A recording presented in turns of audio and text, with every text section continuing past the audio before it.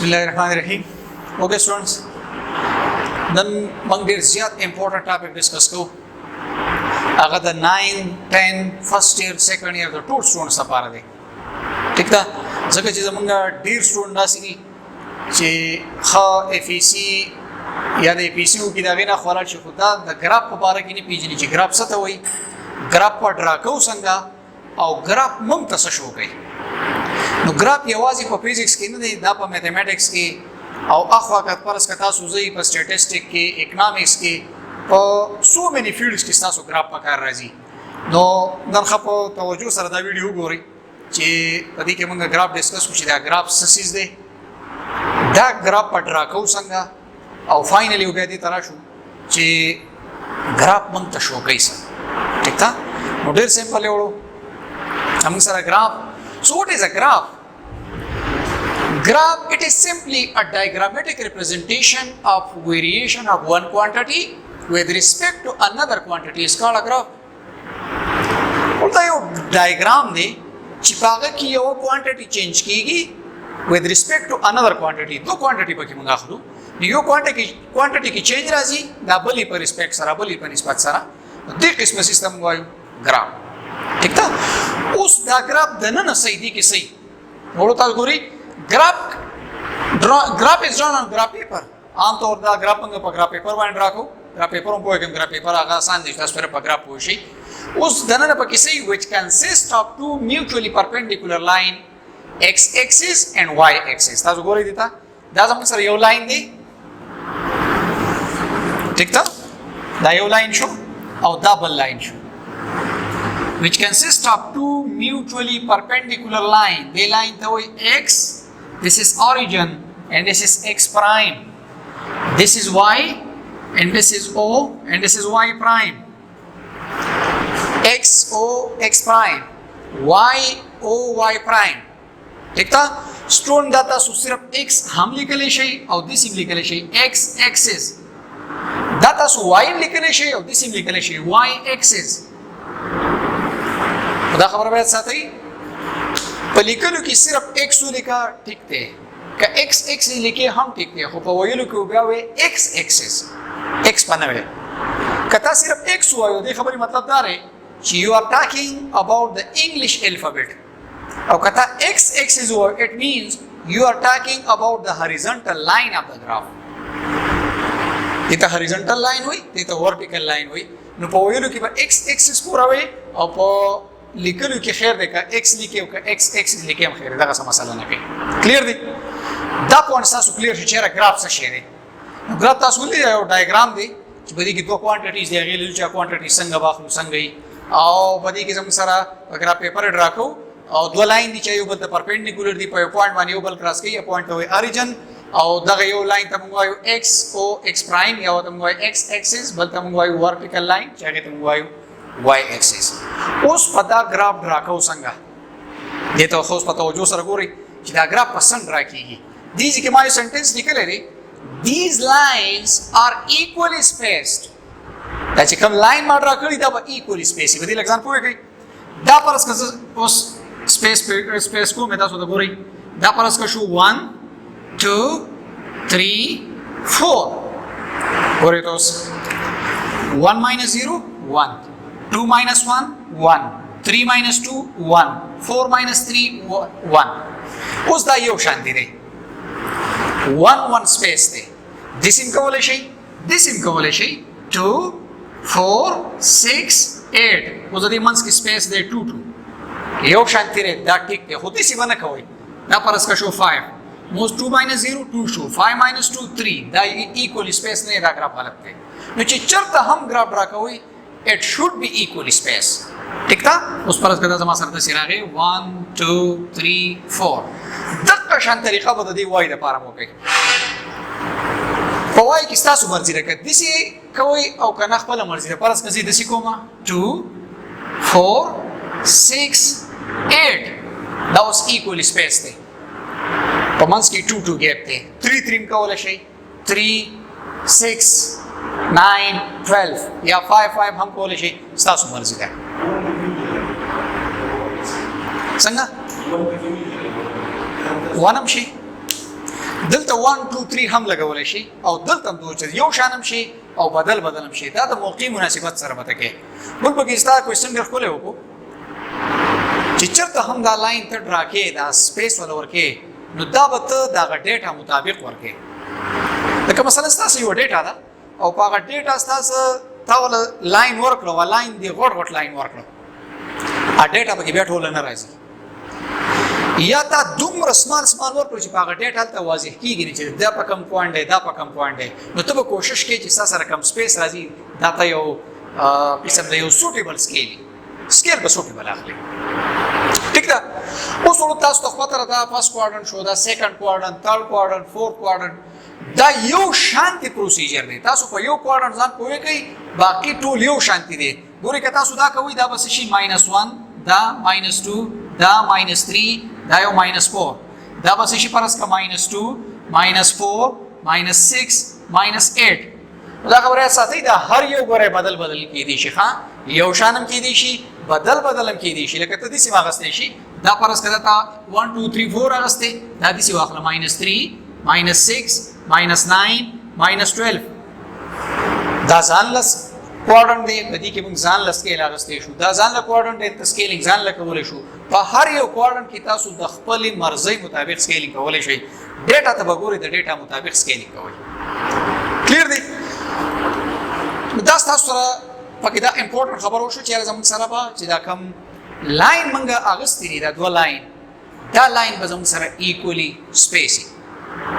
ٹھیک شو اوس راځو دې ته چې موږ په x اکسس باندې کم کوانټیټیز اخلو او په y اکسس باندې به کم کوانټیټیز اخلو.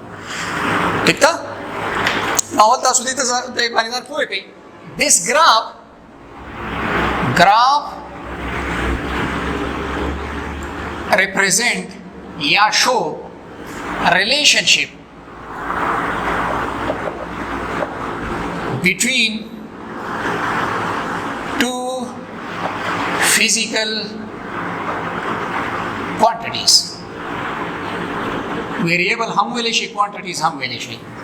graph موږ ته د دوه quantities په منځ کې relationship شو کوي. اوس تاسو پر دوه quantities په کوم چې دوه quantities څه مطلب دی. زموږ سره دوه قسمه کوانټیټي دي. یو کوانټیټي دا موږ وایو ډیپندنت کوانټیټي یا ډیپندنت ویریبل ډیپندنت کوانټیټي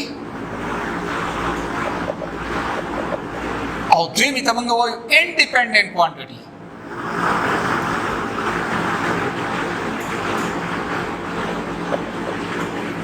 ٹھیک ده دا ډیپندنت کوانټیټي دا به موږ واخلو په y اکسس باندې دا به همیشه موږ په y اکسس باندې اخلو او چې کومه انډیپندنت کوانټیټي دا به همیشه په x اکسس باندې موږ اخلو. کلیئر ده دوه کوانټیټیز موږ سره راځي یو ډیپندنت بل انډیپندنت. نو په y اکسس به همیشه موږ ډیپندنت کوانټیټي اخلو او په x اکسس به موږ همیشه انډیپندنت اخلو. موږ به ویلیوز دی لور کو دا په خپل چینج کیږي دغه مطابق دا کوانټیټي په دې ډیپند کوي. زه به تاسو ته یو سیمپل اگزامپل درکړم تاسو اوس ډېر ښه پوه شئ په دې باندې ښه. فرض کا سټوډنټ زموږ سره دغه دی نن سبا تاسو کرکټ میچ ښه پیژنئ ابو بو خیر لیټس سپوز زموږ سره 2020 میچ دی 2020 میچ دی بټوین پاک ورسز استرالیا لیټس سپوز. ٹھیک شو اوس زموږ سره دوه سیزونه دي. یو ته موږ وایو اورز بل ته وایو رنز. اوس په تاسو په خپل وپېژنئ چې کوم یو ډیپندنت ده کومه انډیپندنت ده. اورز چې کوم ده دس از انډیپندنت رنز ډیپندنت ده. رنز په اور ډیپند کوي که اورونه وشو رنز به موشي که اور نه کېږي رنز هم نه کېږي. لہذا زه به دا رنز واخلم په واي اکسس باندې او دا اورز به واخلم په ایکس اکسس باندې. ریمبر د میچ از T20 ګراف ته ګورئ دا فرض کوو زما سره ګراف راغی دا x شو this is y and this is the origin. اوس زه به اورز به په دې x اکسس اخلم. لیټس سپوز زما سره شو 5 10 15 and it's a 20 میچ دی رنزونه دي. so this is let's suppose 50 this is 100 and it's a 150 and this is 200 دا رنزونه شو. کلیر دی اوس ګورئ یو ټیم ته اخلوار یو چې د فرض کا ما پاکستان ګراف واغسته پاکستان داسې ګراف راغی په 20 اورز کې د پاکستان رال 182 لیټس سپوز دا راغی 180 ټارګټ شو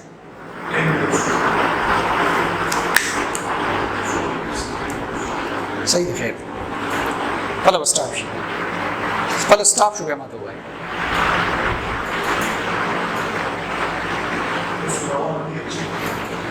ٹھیک شو اوس ګورئ دا ګراف راغی زما سره د پاک دا پاکستان ګراف دی 20 اورونه کمپلیټ شو دا رنځونه وکړه 180 اوس ګورئ حسب معمول څنګه چې زمونږ اوپنر زر زر اوټ کېږي بدیږي کې ډېر اوټ شوي دي یو دوه درې اوټ شوي وروسته پکې چاته پارټنرشپ شوی دی بیا وروسته کې که نه ټیلنډر هم د کار نه دا ردیځي ته رسېدلي دا ډاټ ډاټ موږ ته دا شو کوي چې بدې دی اور کې بدې دی رنځ باندې کس اوټ شوی دی اوس د اسټرېلیا ګراف دی لیټس سپوز اسټرېلیا خو د معمول مطابق په اوله کې تیز ځي بیا وروسته چې کم دی 150 ته راټول کړه اره 150 ٹھیک ده دا ګراف لیټس سپوز شو د اسټرېلیا اوس 6-7 غنټې میچ شوی دی خو چې دې ګراف ته څوک یو نظر واچوي نو دا ولغه ټول انفارمیشن به دې کې ورکوي چې ښه دا ټیم دغه دی ګراف دغه تللی دی دا ټیم دارې ګراف یې دارې لاندې دی که دا ګراف به دې دپاره دې سره ورسي اټ مین چې دا غورځونه زیات دي دې ګټلی دی هغه ټول انفارمیشن مونږ ته حاصلېږي د دې ګراف ټیک ده بهرحال مونږ خو فزیکس چون کې کورس دی زه به تاسو ته د فزیکس یو اگزامپل نیم واخلم چې په فزیکس کې دا ګراف به مونږ څنګه راکوو د کم کم کوانټیټیز په منځ کې تاسو په هغه باندې بیا ډېر په اسانه پوه شئ مونږ ګراف روان کړی دی د ګراف دو پارټس مونږ ډسکس کړه what is graph and how it can be drawn ٹھیک ده اوس موږ د ګراف تھرډ پارت کوو چې ګراف موږ ته څه شو کوي ٹھیک ده د هغې دپاره ما مخکې یو اگزامپل اخیستی و اوس یو بل اگزامپل اخلم دلته ما په ریپورټ باندې اکسلریشن ډیفینیشن لیکلی تاسو ته وګورئ اکسلریشن this is change in velocity with respect to time په دې ډیفینیشن کې تاسو وګورئ موږ سره دوه کوانټیټیز دي یو ته موږ وایو velocity بل ته موږ وایو time ٹھیک ده this is velocity and time چې کوم ګراف موږ ډرا کوو this graph this is velocity versus time graph وایي تاسو کو velocity ته وګورئ دا موږ سره په ټایم باندې ډیپینډ کوي لہذا دا ډیپینډنٹ کوانټیټي ده so it will be taken along y axis او چې کوم ټایم دی this is independent so it will be taken along x axis ٹھیک ده او دا موږ سره ګراف ته تاسو وګورئ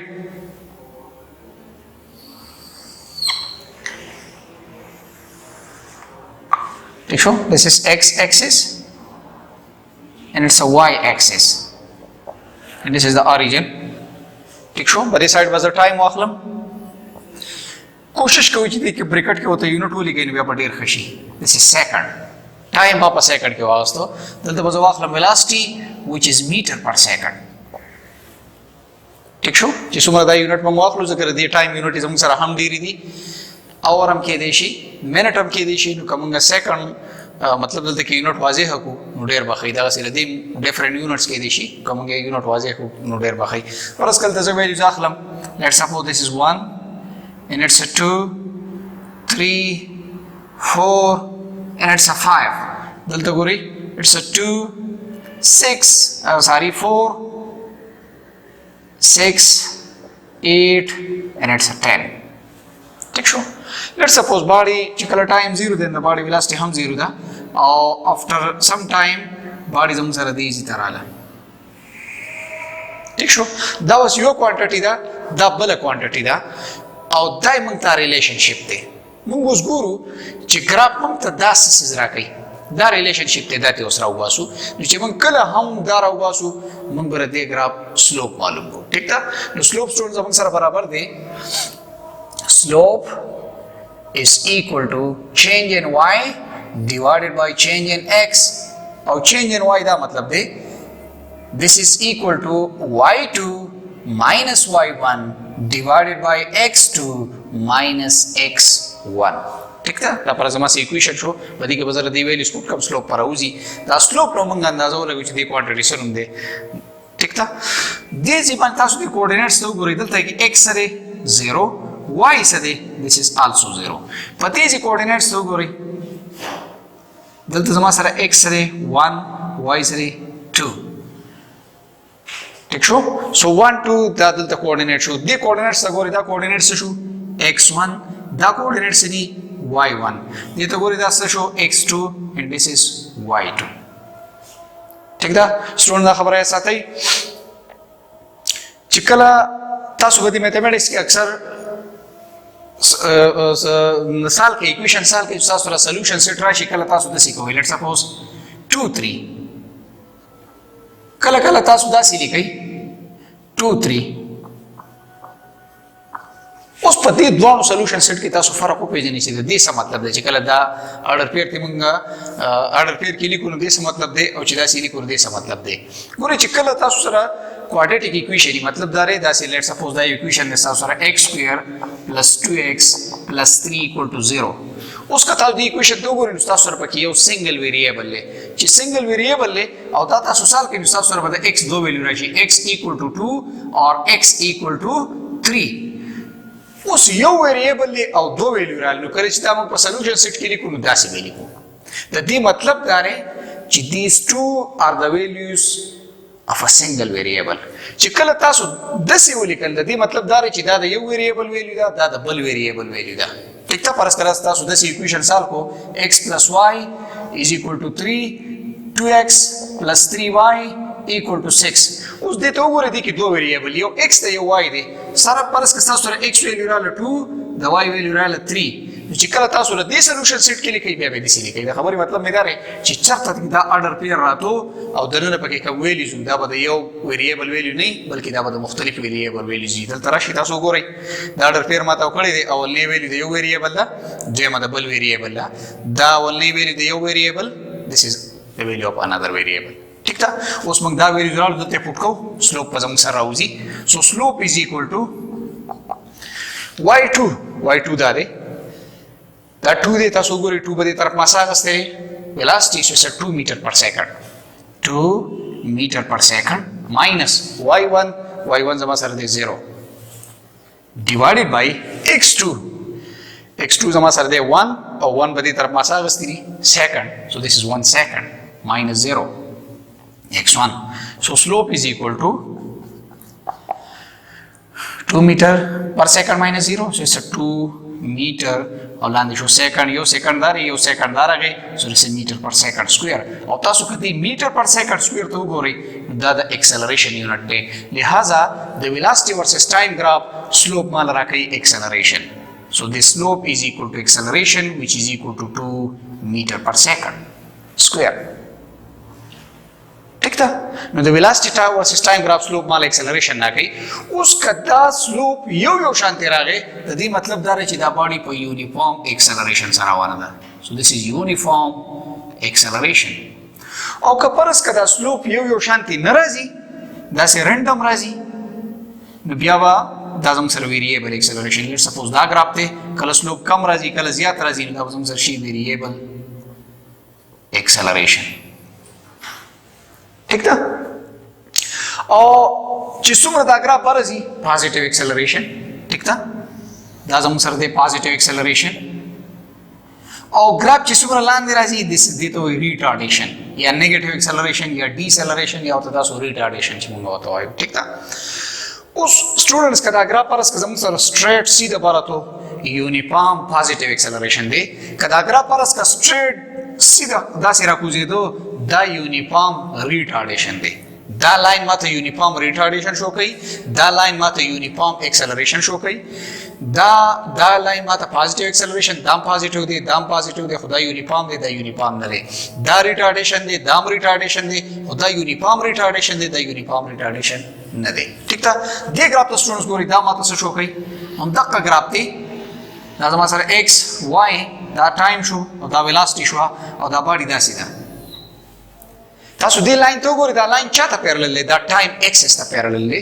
نو چې کله یو لاین ټایم ایکسس ته پیرلل نو د دې ټایم ایکسلریشن زموږ سره یې 0 ځکه ایکسلریشن 0 وي چې د دې دا باډي په کانسټنټ ویلاسټي سره روانه ده د دې ویلاسټي کانسټنټ او چې کله ویلاسټي کانسټنټ وي د دې ګراف سلوپ هم 0 وي او چې د ګراف سلوپ 0 دی سلوپ موږ ایکسلریشن نه کوي ایکسلریشن هم 0 شو ٹھیک ده اوس ټول تاسو ته یو څو اسایمنټ درکوم دا ګرافونه به تاسو لازمي ډرا کړئ او بیا به ماته وښایئ.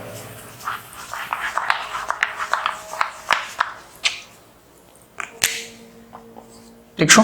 دا ستاسو سره شو هوم ورک.